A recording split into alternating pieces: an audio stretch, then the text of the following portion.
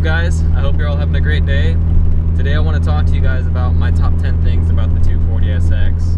Now, for those of you who don't know, I drive a 92 240SX. It's an S13. If you're new to this channel, we recently just had the SR20 rebuilt with the forged bottom end, bigger cams, S15 turbo. You can see all the details in my previous build video, so make sure you catch up on that.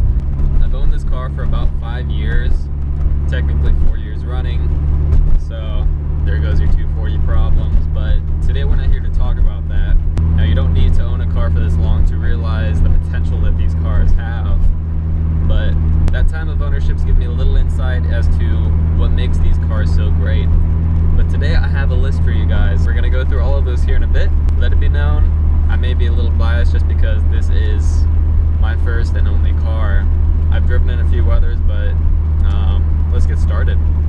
My top 10 favorite things about the 240SX. Now, starting off with number one is that these cars are very cheap and attainable. We picked up this car for about 300 bucks. It wasn't running, but the motor and everything was still there. It was in a little rough shape, but all we needed was a map sensor to get this thing going and change the timing a little bit, and it was good to go.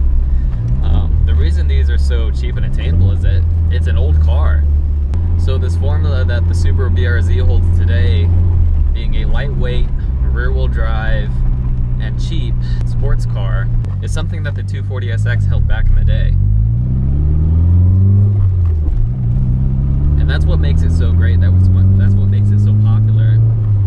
Now, the reason for being so is that Nissan sold so many of these things.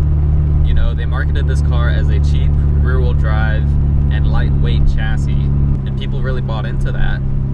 As soon as these cars came out, these cars exploded over in the Japanese market because of that formula. Now, because these are relatively old cars, they are hard to find in stock form, which leads me into my next point, which is point number two. These cars are cheap to maintain as well as to modify. Because these cars are so cheap and attainable, there is a huge aftermarket support for them.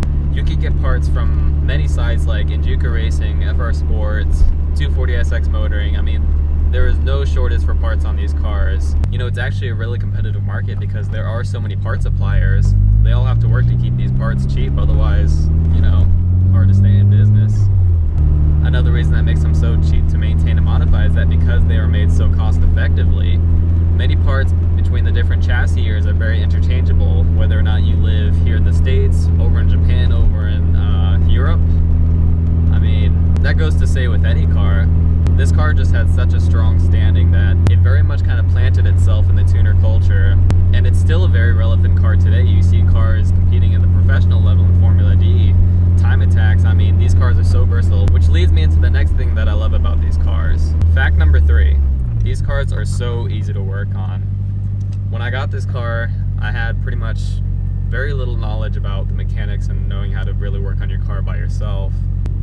It's a very common phrase, you know, that you don't know how to work on a car when you get a 240, you're gonna learn. And that's exactly what happened with me. Being a relatively old car, these cars had no kind of like plastic materials kind of hiding the engine away from you like you find in modern cars today. Another thing that just makes it easy to work on. Being a Japanese car, you pretty much only have to mess with a few metric sizes if you want to perform a service on your vehicle. So you can get away with working on your car with a very basic tool set.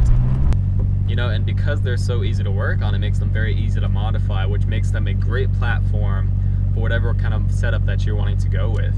You can do anything from the obvious drift, grip setups. You can drag race this car. You can set it up as your daily driver like a lot of people do. I mean, it's just such a versatile chassis that it just handles everything you can throw at it. It was a very over-engineered chassis that just takes the abuse. And going along with that, because it is such an old car, pretty much every problem you could run across, it's been figured out on the forums. Every problem, every kind of setup that you want to go into, somebody more than likely has already delved into that and posted it on there. So that's something that makes the process very simple, and it's very helpful. I've referred to the forums more times than I can count. I still look at them just to kind of browse and see what other kind of information is out there. My fourth favorite thing about this car, believe it or not, is the ergonomics of this car. Now, I know it's a cheap car, the dash is made of plastic. I mean, Pretty much everything in here is made of plastic. But it's just the way that Nissan placed all of the hand controls. You know, basically the bare drivability of this car.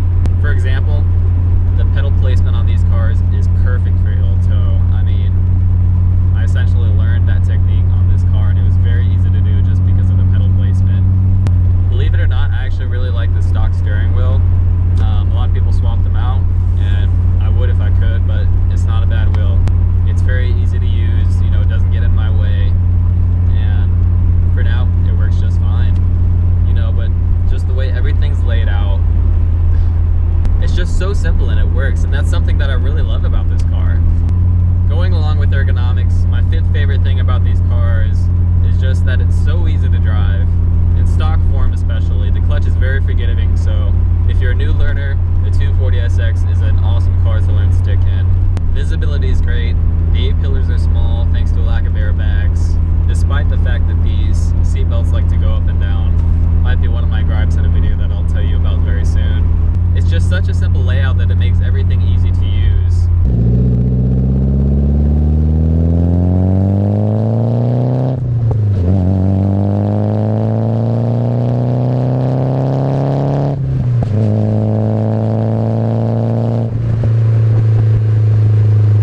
My sixth favorite thing about this car is the fact that it's rear-wheel drive. Now we all know that the rear-wheel drive setup is the staple for drifting unless you're Ken Block with an all-wheel drive vehicle. The rear-wheel drive layout on this car makes it a very balanced car. It's not a 50-50 layout, but it's superbly balanced. It makes it very easy to drive and very predictable, which of course segues into favorite thing number 7. Reason number 7, this car handles amazingly in corners. For a car as old as this, I'm gonna do this again and again, but I always compare this car to a Subaru BRZ or Toyota GT86, a car that's made for handling. The BRZ and the GT86 just seem like such a reiteration of what this car was in the 90s. And it's something that I really love. From the factory, these cars weigh about 2,700 pounds, which is very respectably light. It has a low center of gravity,